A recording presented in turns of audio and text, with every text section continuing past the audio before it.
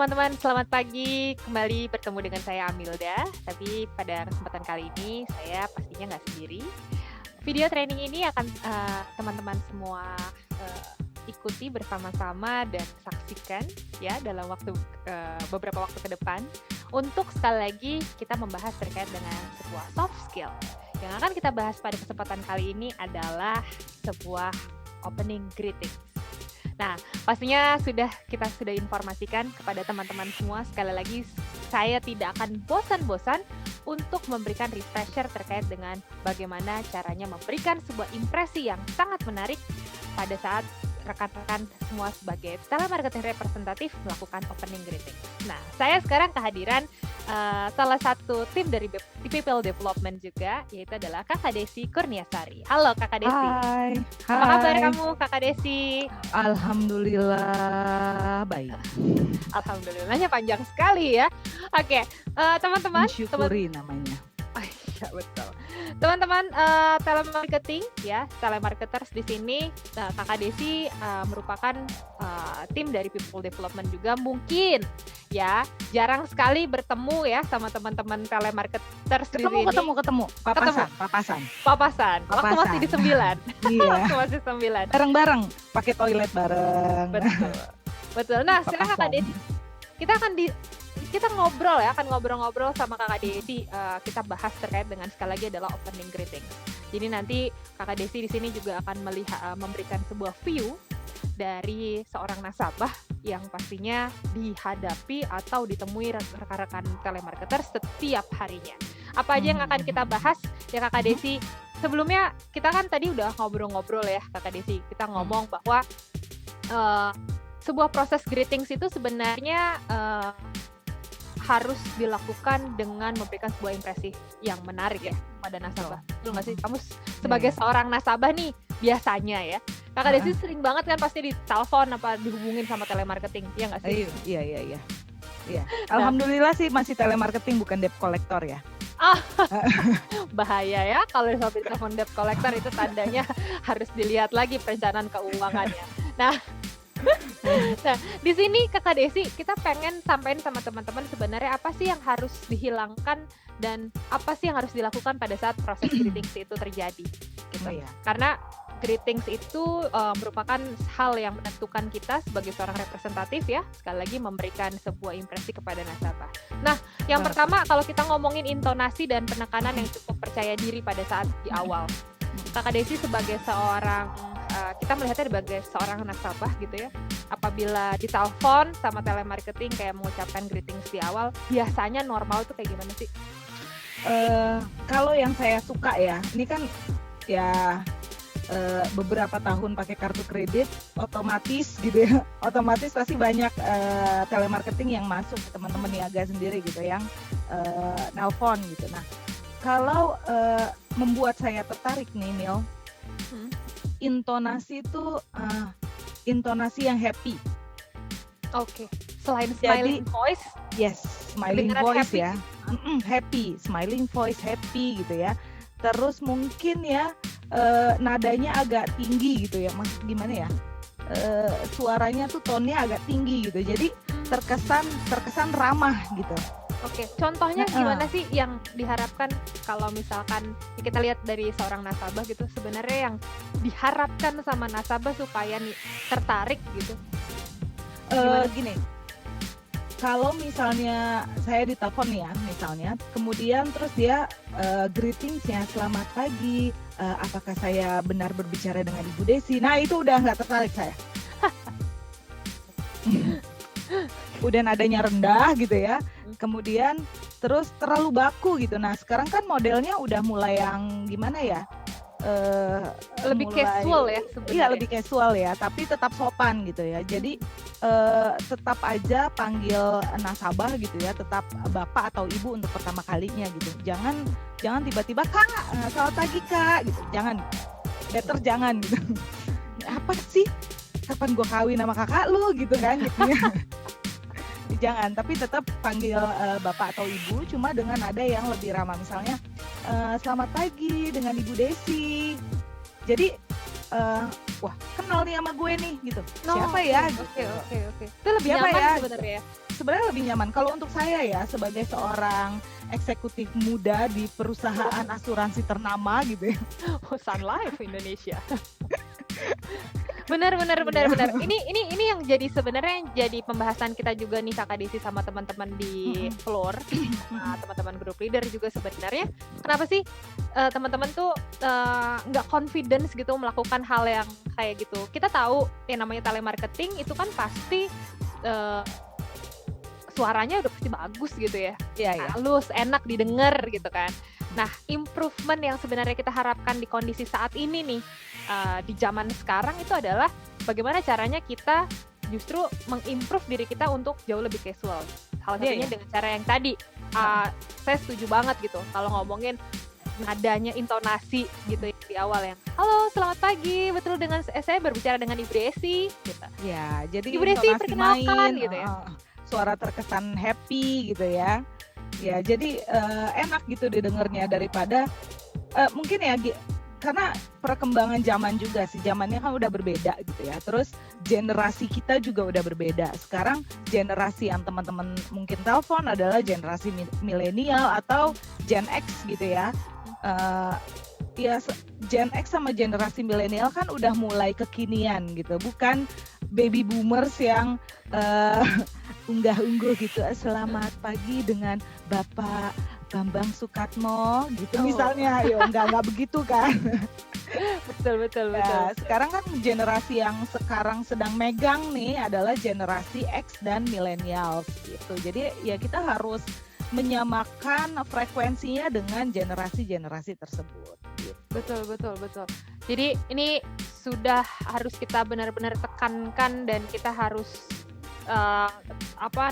buat mindsetnya kita adalah misalkan kita mau tetap eksis di perkembangan zaman yang sekarang, ya kita harus melakukan sebuah perubahan. Kita exercise lagi, kita explore lagi ya. Salah satunya adalah dengan cara tadi untuk intonasi di awal itu 10 detik pertama yang sama-sama kita tahu itu sangat menentukan gitu apakah telepon akan dilanjutkan atau nasabah akan langsung reject di awal gitu ya. Makanya kita menghindari adanya reject upfront di awal gitu, maksudnya reject yang memang mungkin kita lakukan atau sebenarnya kita belum mengimprove lebih gitu skill yang kita punya. Oke, itu hal pertama. Masih banyak sekali hal yang akan kita bahas terkait dengan greeting. Selanjutnya ada step untuk memastikan nasabah itu udah sesuai. Sama kayak tadi, saya sebagai seorang telemarketing nih Kakak Desi, saya akan tanya, yang saya telepon nih nomornya dengan data namanya tuh benar atau enggak gitu ya. Kita kenalin diri kita dulu nggak sih? Ya, pasti. Kita harus, itu sebenarnya yang saya sampaikan juga. Lebih baik, saya sih lebih prefer teman-teman sebenarnya memperkenalkan dirinya dulu supaya nasabah tuh tahu siapa sih sebenarnya yang nelpon ya nggak? Kalau Gitu. nggak nyaman sih sebenarnya kalau kita nggak tahu dengan siapa kita bicara gitu. Langsung to the point gitu ya teman-teman, langsung kasih informasi yang memang benar-benar pas dan juga tepat. Jadi jangan sampai teman-teman lupa justru memperkenalkan diri, tapi justru langsung to the point, langsung tanya, ini benar nggak yang ditelepon adalah data yang teman-teman punya ya. Contohnya tadi langsung, halo, betul dengan Ibu Desi. Bu Desi, saya ingin memberikan informasi, penjelasan dan lain-lain. Harus kenalin dulu. Betul dengan Ibu Desi. Bu Desi saya Amilda, perwakilan dari CMB Niaga yang kerja sama dengan Sun Life misalnya. Ingin menginformasikan misalnya. Menginformasikan apa? Informasinya harus penting tapi ya. Betul. Jangan penting. Betul. Nah itu yang harus kita ingat dan harus kita lakukan ya, memastikan nasabah sudah sesuai. Jangan lupa juga kita ya Kakak Desi harus memastikan kondisi nasabah itu cukup kondusif ya. Jangan sampai ternyata nasabah dalam kondisi yang tidak pas, tidak tepat, terus kita malah nelpon malah panjang gitu ya. Biasanya itu nggak cukup efektif ya nggak? Betul. Oke, jadi dengan cara memberikan pernyataan kepada nasabah untuk meminta kesediaan waktunya. Kakak Desi, untuk hal ini kan hal yang cukup jadi concern juga nih nasabah. Nih seringkali akhirnya nasabah melakukan rejection di situ. Kamu ada tips nggak sih sebenarnya cara atau strategi seperti apa yang harus dilakukan sama teman-teman pada saat permission atau meminta kesediaan waktu? gimana ya, kalau biasanya nih saya ditelepon terus orangnya bilang, boleh saya minta waktunya sebentar Bu? Oh saya lagi ada meeting. Biasanya saya gitu sih. Jadi saya tahu nih pasti telemarketing nih. Aduh udah deh. Saya nggak boleh, saya lagi mau ada meeting sekarang. Pasti saya akan rejectnya begitu. Tipsnya ada nih ya, ada satu telemarketing yang akhirnya saya dengerin gitu ya. Saya mau dengerin programnya bahkan sampai 10 menit gitu, TikTok gitu ya. Yang pertama satu ramah gitu ya. Jadi kayak building relationnya tuh dapet ya, dia intonasinya bagus, kemudian dia ramah, kemudian yang kedua dia itu ask permission, maksudnya saya ingin menginformasikan, saya butuh waktu 5 menit Bu untuk informasi hal yang penting terkait dengan kondisi sekarang, misal. Loh, ada apa nih gitu kan? Wah, ada apa nih? Jadi bikin nasabahnya tertarik untuk mendengarkan lebih lanjut gitu. Hah? Apa sih? Jadi penasaran gitu kan? Oh iya, ada apa ya gitu. Nah Bu, sekarang kan memang kondisinya lagi COVID ya Bu ya. Ibu WFH atau Ibu bekerja di rumah atau di kantor? Bekerja di rumah gitu. Oh alhamdulillah sekarang di rumah ya Bu ya. Nah terkait dengan kondisi sekarang Bu. Memberikan fakta berarti ya? Betul, dengan iya. berita-berita yang terjadi. Data, ya. Oke. Nah datanya Bu memang apalagi di kota besar di Jakarta nih. Kemarin saja saya baca di koran gitu ya. Nah, Jadi gitu. bridgingnya tuh ada ya setelah nasabah kita bangun kenyamanannya melalui proses perkenalan atau greetings di awal. Setelah itu baru masuk ke pada informasi, ya jangan langsung to the point memberikan informasi produk, tapi kita bangun dulu berarti awareness nasabah ya. Betul. Atau sebenarnya ketertarikan nasabah terkait dengan fakta. Jadi ini teman-teman semua di sini diharapkan harus punya strategi, harus mempersiapkan gitu, yang dimana mungkin nonton berita, lihat media sosial, sekarang kan gampang ya. Lewat hal-hal yang kayak gitu sebenarnya nasabah akan jauh lebih tertarik melakukan diskusi nantinya. Nanti yang akan related sama produk yang akan teman-teman sampaikan. Kalau produk Tapi yang share ya, data yang didapat tuh bukan data dari perusahaan asuransi lain. Oke, iya. Nanti Titipan bilangnya sponsor ya, benar-benar. Saya baca di koran menurut asuransi AIA lah. Mbak dari Sun Life apa AIA ini? Yes, Misalnya betul. ya. Yang familiar itu ya. Teman-teman juga bisa search sebenarnya di situ. Apa sih terkait dengan produk atau solusi yang akan teman-teman tawarkan gitu loh. Misalnya rumah kalau sakit kecelakaan gitu ya, kalau kecelakaan gitu ya, betul, data kecelakaan gitu, fakta-fakta gitu. Ya seperti itu. Nah, harus inovatif sih ya. Harus inovatif. Saya setuju banget Kak Desi, karena yang biasa terdengar itu adalah di nasabah saat ini adalah representatif atau perwakilannya dari telemarketer sendiri biasanya itu memberikan bridging dengan seolah-olah menjadi seorang customer service gitu. Tanyainlah tuh.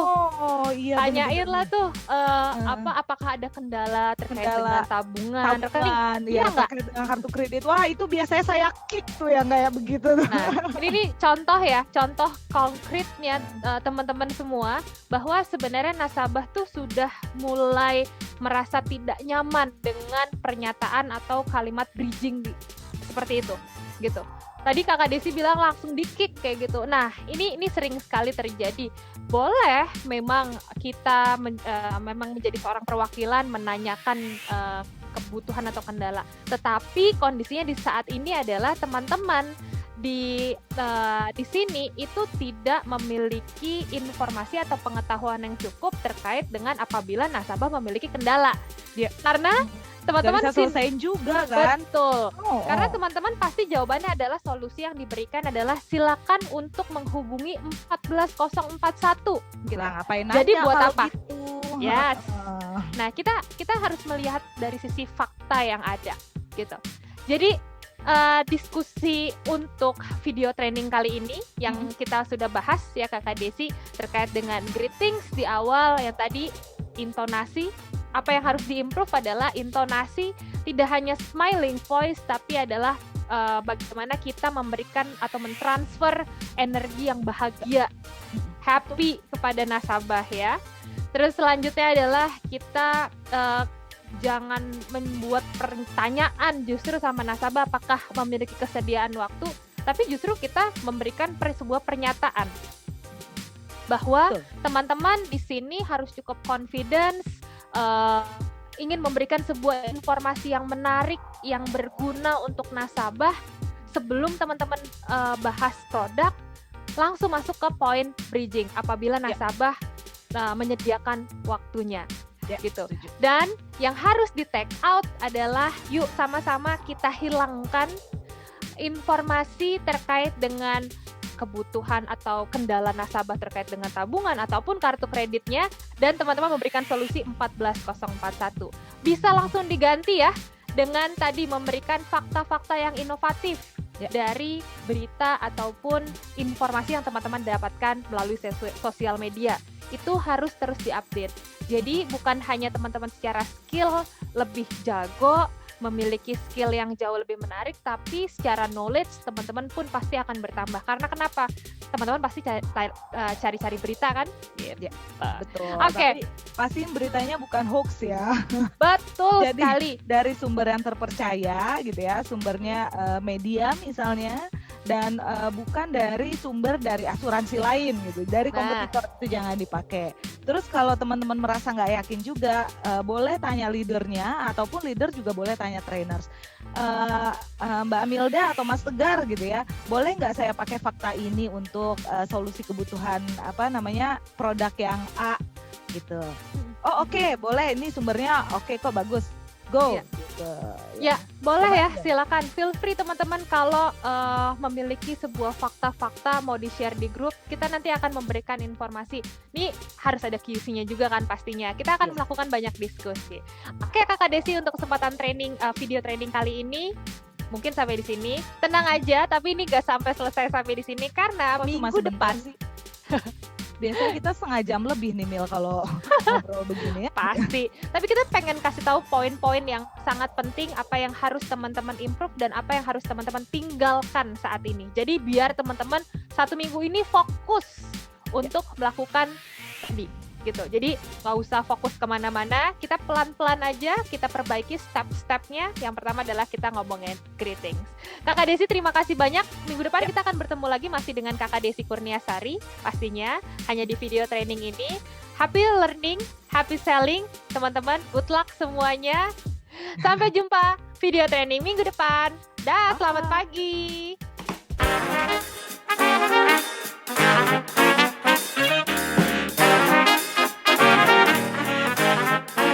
Bisa tahu bahwa waktu itu telemarketingnya menjelaskan dengan benar gitu loh, manfaat yang benar buat saya gitu, dan memang pembukaannya memang menarik.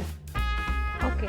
Jadi ini benar-benar ya, sekali lagi konsep greetings atau opening yang dilakukan sama teman-teman telemarketing itu kuat banget gitu ya.